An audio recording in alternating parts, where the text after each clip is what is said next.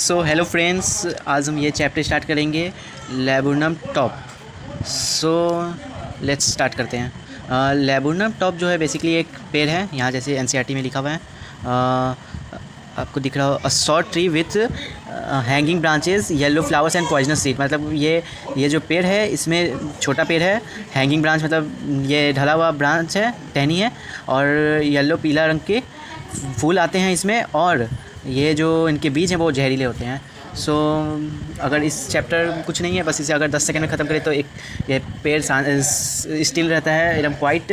और फिर एक पंछी आती है जिसका नाम गोल्ड फिंच है, फिर वो अपने बच्चों को खाना खिलाती है, फिर चली जाती है। तो फिर इसे अगर डिटेल में पढ़ें तो आपको दिखाई दे रहा हो, तो ये the laburnum top is silent quite still in a afternoon yellow September sunlight, a few leaves yellowing, all its seed fallen. तो लेबुरनम टॉप एक शांत और रुका हुआ पेड़ है, और सितंबर कौन सा, ऑटम का महीना, और सितंबर में जो पीली सनलाइट पड़ रही है इस पेड़ पे, जिससे जो कुछ पत्तियां पीली दिख रही हैं जैसे ऑटम में दिखती हैं, और इसके जो पॉइजनस बीज हैं वो गिर रहे हैं। तो इसका ऐसा मतलब भी हो सकता है जैसे कि आप जैसे स्टिल हैं और फिर आपका जो जहरीला मतलब कुछ गंदा सा चीज़ है वो झड़ रहे हैं, तो ऐसे ही कुछ सीरियस लेने का ज़रूरत नहीं है। Till the goldfish come with a twitching chirp, मतलब ये इस सेंटेंस का ये मीनिंग हो सकता है कि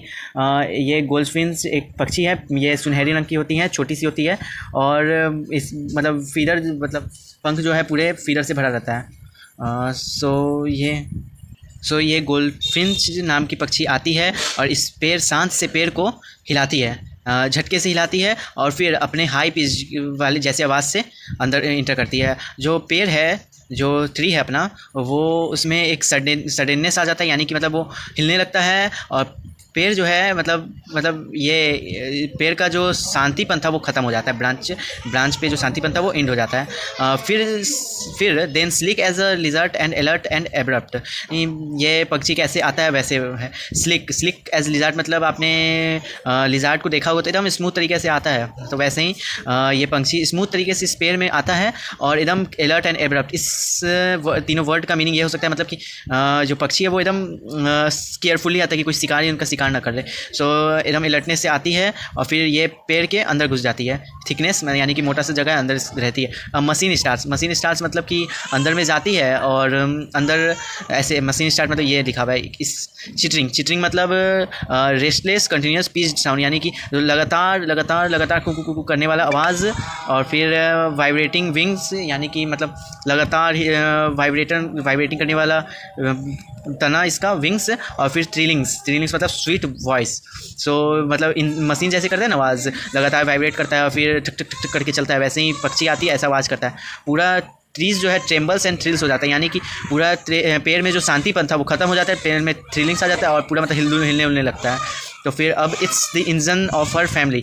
जो ये पंछी है वो अपने परिवार का इंजन, जैसे कार का इंजन उसके बहुत ज़रूरी का चीज़ होता है, वैसे ही ये जो पंछी है अपने परिवार के लिए बहुत मतलब कार का जो इंजन होता है, कार को चलाने के लिए बहुत ज़रूरी होता है, वैसे ही पंछी भी इंजन है, मेटाफॉर इंजन है, और अपने फैमिली को चलाने के लिए बहुत ज़रूरी चीज़ है। तो she stokes it full and flirt out to a branch end. So वो स्टोक्स मतलब वैसे एक्साइटेड मतलब, लेकिन इसमें है फ्यूल अप, यानी कि अपने बच्चों को खाना खिलाती है, फिर मतलब कि अपने शांति से वो बाहर चली जाती है, मतलब अपने घर से निकल जाती है। और फिर बैरिड फेस आइडेंटिटी, यानी कि बैरिड फेस यहाँ बड़ा ज़रूरी है, इसका मीनिंग आपको पता होना चाहिए। जैसे कि ये इसका फेस जो है ना पंछी का स्ट्रिप्ड होता है, ऐसे लाइन होता है।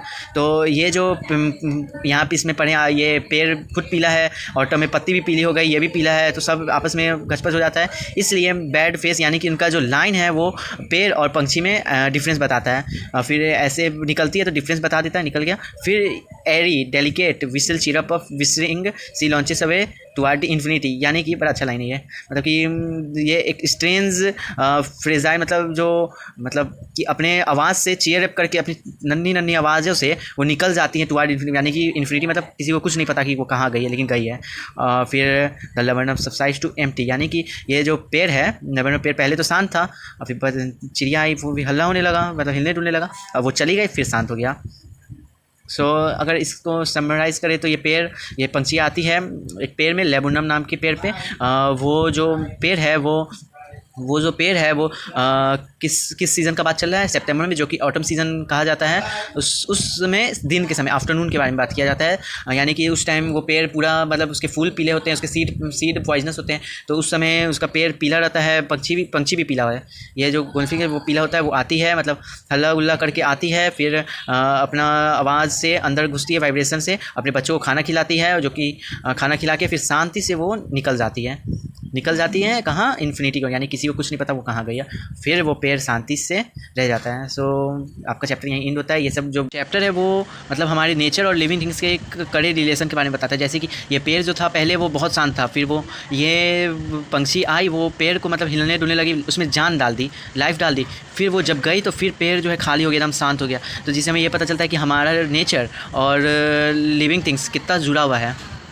जो वर्ड है ये सब याद करके रखिएगा, बहुत ज़रूरी होता है। So thank you for watching. अगर आप ये हमारे साथ जुड़े रहना चाहते हैं तो चैनल को सब्सक्राइब कर दें और इस वीडियो को लाइक करना ना भूलें। ठीक है, थैंक यू फ्रेंड्स।